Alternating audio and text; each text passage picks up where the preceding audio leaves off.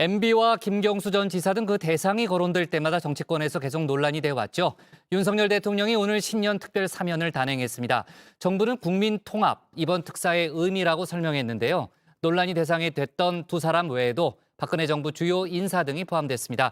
그런가 하면 조금 전에 제가 백반장하고 얘기했던 대로 북한의 무인기 도발에 서울 하늘이 뚫렸고 우리 군의 부실 대응이 논란이 되고 있습니다. 관련 소식을 유한울 체커가 정리했습니다.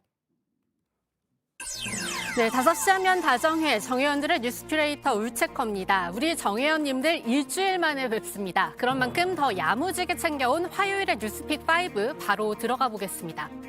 네, 오늘 준비한 소식은요. 북녘 하나로 서울이 뚫렸다.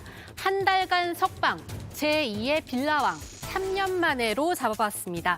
윤석열 대통령이 연말 특별사면이자 신년 특별사면을 단행했습니다. 광복절 특사에 이어 취임 뒤 두 번째입니다. 두 번의 특사, 각각의 키워드가 있는데요. 광복절은 경제 활성화였습니다. 거기에 걸맞게 경제인들을 대거 사면 복권했는데요. 그리고 이번엔 국민 통합입니다.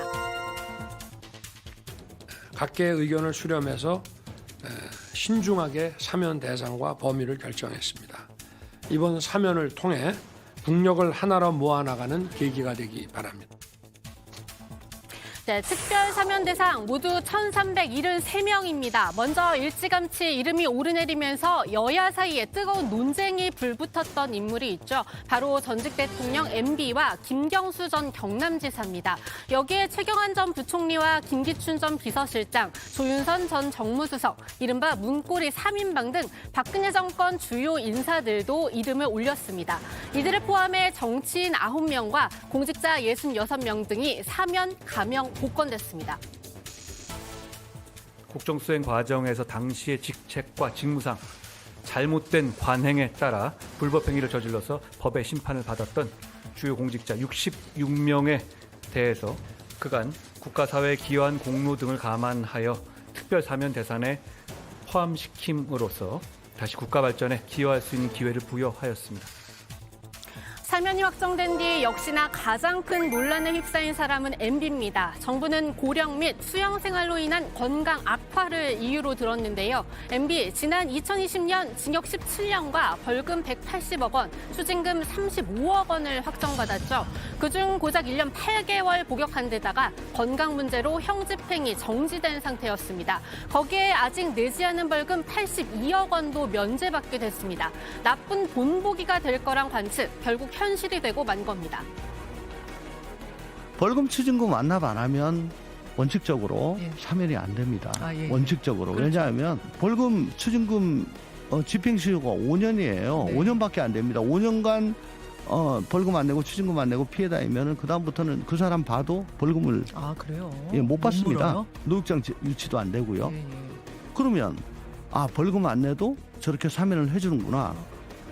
더욱이 대통령실은 앞서 한명숙 전 총리에 대한 사면에 대해 부정적인 기류를 내비친 적이 있는데요. 그 결정적인 이유로 한 전 총리가 추징금 7억여 원을 미납했다는 사실을 든 것으로 전해집니다.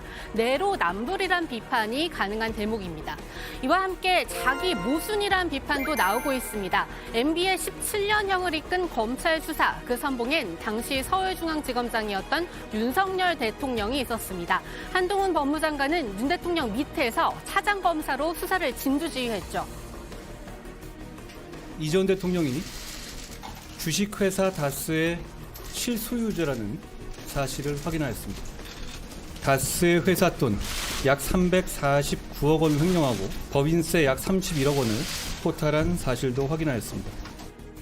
게다가 형이 확정된 뒤에도 사과와 반성은 일절 없는 MB입니다. 원조 MB계에서도 징역 17년형 억울한 측면이 있다면서 이번 사면 잘된 일이라고 평가하는데요.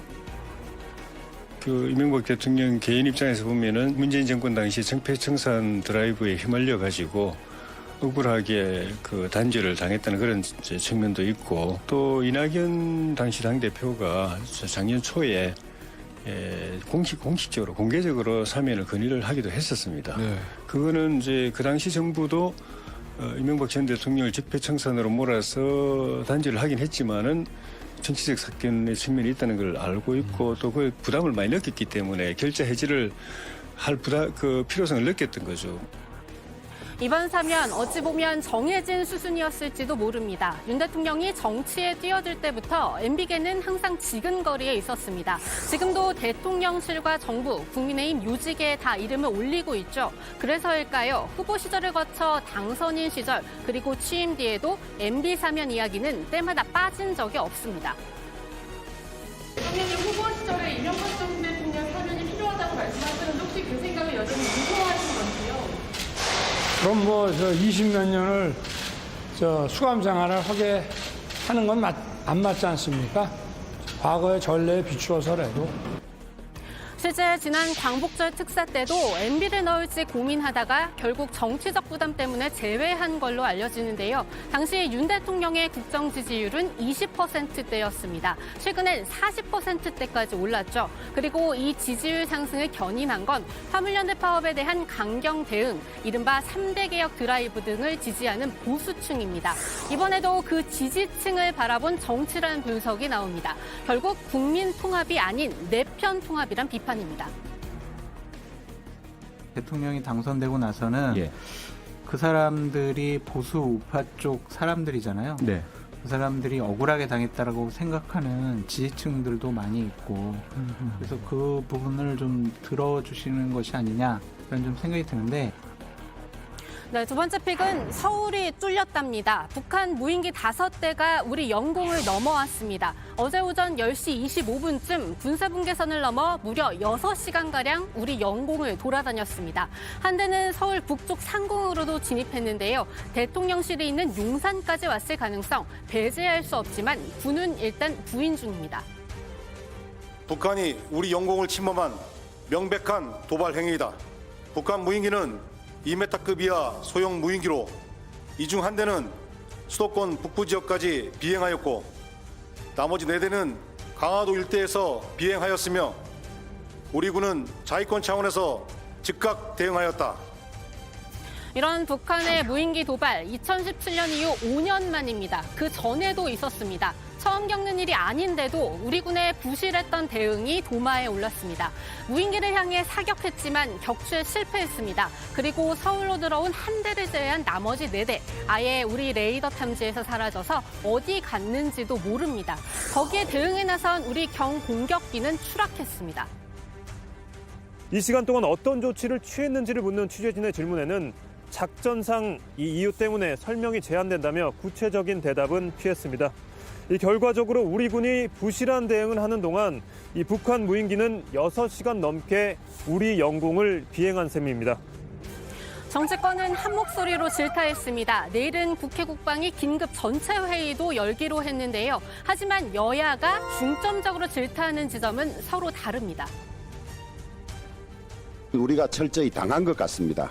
적의 무인기가 서울 중심까지 아무 제재 없이 날아온 것 자체가 너무 충격적입니다. 8년 전에 이런 침범이 있었음에도 왜 그때부터 제대로 대비하지 못했는지 철저히 검열하고 대비해야 할 것입니다. 대통령실은 작전 실시간 상황 조치로 NSC를 열지 못했다고 별명을 늘어놓았습니다. 저녁 시간이라도 대통령실은 NSC를 열었어야 합니다. NSC를 열어 구멍난 영공을 어떻게 앞으로 보완하여 지킬 것인지를 토의하고 대응 방안을 마련했어야 합니다. 네, 이렇게 야당에서는 윤 대통령의 대응을 문제 삼고 있는데요. 국가안전보장회의 NSC를 열지 않은 것과 더불어서 대통령실에서 공개한 사진도 역풍을 맞고 있습니다. 바로 24일 윤 대통령이 분양받은 은퇴한 시각장애 안내견 세로미를 용산 집무실까지 데려온 모습인데요. 한마디로 그럴 여유가 있었느냐는 거죠. 윤 대통령 이를 의식한 듯 오늘 국무회의도 북한의 무인기 침범에 대한 내용으로 시작했습니다. 지난 2017년부터 전혀 UAV 드론에 대한 대응 노력과 이런 훈련 또 전력 구축이 제대로 되지 않고 훈련을 아주 전무했다고 하는 것을 보면 참 이런 북한의 선의와 군사 합의에만 의존한 대북 정책이 얼마나 위험한 것인지 우리 국민들께서 잘 보셨을 거라고 생각합니다. 네, 정리해보자면 전 정권의 대북 정책을 꼬집는 거죠. 윤 대통령은 그러면서 국회 탓도 했습니다. 내년도 대응 전력 예산을 50%나 깎았다는 건데요. 그러는 사이 북한의 무인기 오늘도 일부 지역에서 관측됐다는 소식이 들어와 있는데 해프닝으로 밝혀졌습니다. 자세한 이야기는 들어가서 더 전해드리도록 하겠습니다. 네, 세 번째 픽은 한 달간 석방입니다. 박근혜 정부 국정농단 사건으로 복역 중이죠. 최서원 씨가 형 집행정지로 한 달 동안 임시 석방됐습니다. 앞서 딸 정유라 씨는 유튜브 생중계를 통해 지지자들과 함께 최 씨의 석방을 기원하기도 했는데요. 엄마 이번에 형 집행정지 되겠죠. 전 될 거라고 믿어 의심치 않아요. 되겠죠 이번에. 근데 언젠가는 여러분 이 사람들도 다 천벌 받고 언젠가는 세상이 또 그렇게 되더라고요. 이후에 정해진 형 집행정지 소식에 정 씨는 기뻐서 눈물이 흐른다고도 했습니다. 최 씨 앞서 건강 악화 등의 이유로 형 집행정지를 4번 신청했지만 모두 기각된 바 있죠. 최근 윤 대통령에게 탄원서를 보내면서 이를 두고 보수 정권에 의해 박해를 받는다고 표현하기도 했는데요. 최 씨는 다음 달 25일까지 서울의 한 병원에 머물며 척추 수술 등을 받을 예정입니다. 네, 다음 픽은 제2의 빌라왕입니다. 이번엔 20대 빌라왕의 사망 소식입니다. 인천 등지에 빌라와 오피스텔 수십 채를 보유하던 20대 여성 송모 씨가 지난 12일 숨졌습니다. 이로 인해 임차인들은 모두 100억 원에 달하는 보증금을 떼일 위기에 처했는데요. 임대인이 사망할 경우 전세보험에 가입했다고 하더라도 보증금을 반환받는데 어려움을 겪기 때문입니다. 오늘 피해자들은 세종시에서 기자회견을 열었는데요. 이런 빌라왕의 사망으로 인한 피해 소식 또 있는 걸로 알려졌습니다. 네, 오늘의 마지막 픽은 3년 만에입니다. 12월 31일 밤 제야의 종 타종 행사가 3년 만에 대면으로 열립니다. 인파가 몰릴 걸 대비해 광화문 광장과 동대문 디자인 플라자에 330인치 스크린 전광판을 설치하고 생중계를 하는데요. 이번 타종식엔 명실상부한 월드컵 스타죠. 조규성 선수와 이상률 항우현 원장 등 시민 대표 10명이 참여합니다. 네, 오늘의 뉴스픽은 여기까지입니다. 들어가서 원픽 뽑겠습니다. 뉴스픽 5였습니다.